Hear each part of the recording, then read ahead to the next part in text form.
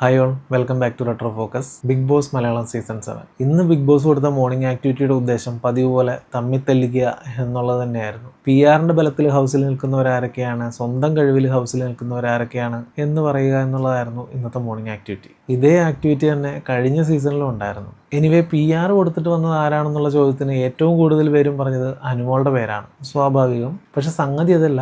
ബിന്നി ഒരു കാര്യം പറഞ്ഞു.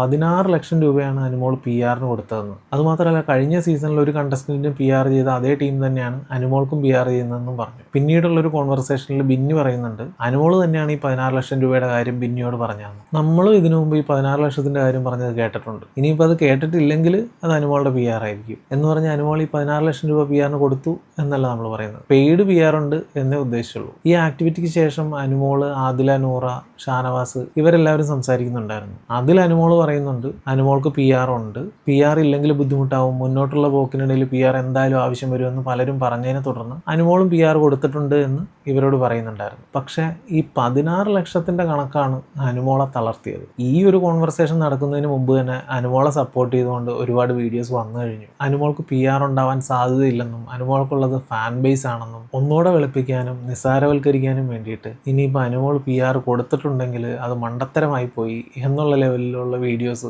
ഈ സമ്മർ മീഡിയ പോലുള്ള ചാനലുകളിൽ തന്നെ വന്നു കഴിഞ്ഞു. PR കൊടുക്കുന്നത് മണ്ടത്തരാണെന്ന് പറയേണ്ട കാര്യമില്ലല്ലോ. ആളുകളിലേക്ക് എത്തിക്കുക എന്നുള്ളതാണ് PR-ന്റെ ഉദ്ദേശം. PR-ന്റെ ഭാഗമായിട്ടുള്ള യൂട്യൂബ് ചാനലുകൾ തന്നെ അതിനെപ്പറ്റി പറയുമ്പോൾ അതൊരു അത്ഭുതമാണ്. അതുമാത്രമല്ല, ഇത്ര പെട്ടെന്ന് സപ്പോർട്ട് ചെയ്തുകൊണ്ടൊരു വീഡിയോസൊക്കെ വരികയും അനുമോളുടെ പേര് ഇത്രയും ചർച്ച ചെയ്യപ്പെടണം എന്നുണ്ടെങ്കിൽ PR ഇല്ലാതെ പറ്റില്ല. ഇനിയിപ്പോൾ 16 എന്നുള്ളത് കൂടിപ്പോയെങ്കിൽ അത് നിങ്ങൾ കുറച്ച് പറഞ്ഞു, കുഴപ്പമില്ല. എനിവേ അനുമോൾ പറഞ്ഞതിൽ നിന്നും ബിന്നി പറഞ്ഞതിൽ നിന്നും ഒക്കെ മനസ്സിലാവുന്നത് അനുമോൾക്ക് പെയ്ഡ് PR ഉണ്ട് എന്ന് തന്നെയാണ്. ഈ പറയുന്ന ബിന്നി ഉൾപ്പെടെയുള്ളവർക്കും PR ഉണ്ടാവും. പക്ഷെ പറയുമ്പോൾ ഇത്രയും വിഷമിക്കേണ്ട കാര്യമില്ലല്ലോ. ഇതിൻ്റെ എല്ലാം ഇടയ്ക്ക് കിടക്കുന്ന വേറൊരു കാര്യം എന്താണെന്ന് വെച്ചാൽ, ആദിലയും ഷാനവാസും കൂടെ പറയുന്നത് ഈ പറഞ്ഞ കാര്യത്തിനെല്ലാം പിന്നിൽ അക്ബറാണെന്നാണ്. അതായത് അനുമോൾക്ക് PR ഉണ്ടെന്ന് പറയുന്നത് അക്ബറാണെന്നാണ്. എന്നാൽ ഈ PR-ന്റെ കാര്യം അനുമോൾ തന്നെ ബിന്നിയോട് പറഞ്ഞെന്നാണ് ബിന്നി ക്ലെയിം ചെയ്യുന്നത്. പക്ഷെ ആദിലയ്ക്കും നൂറയ്ക്കും ഷാനവാസിനും അക്ബറിനെ വിടാൻ പറ്റില്ലല്ലോ. ഷാനവാസാണല്ലോ അക്ബറിന് നേരെ ആദിലെ നൂറയൊക്കെ ഇഞ്ചെക്ട് ചെയ്ത് തിരിച്ചിരിക്കുന്നത്. അതുകൊണ്ട് തന്നെ എന്തൊക്കെ കൺമുന്നിൽ കണ്ടാലും കേട്ടാലും അതുകൊണ്ട് തന്നെ ഇക്ക പറയുന്നതിൻ്റെ അപ്പുറം പെങ്ങളൂട്ടിമാർക്കൊന്നുമില്ല. ബാക്കിയുള്ള വിശേഷങ്ങളുമായി പിന്നീട് കാണാം.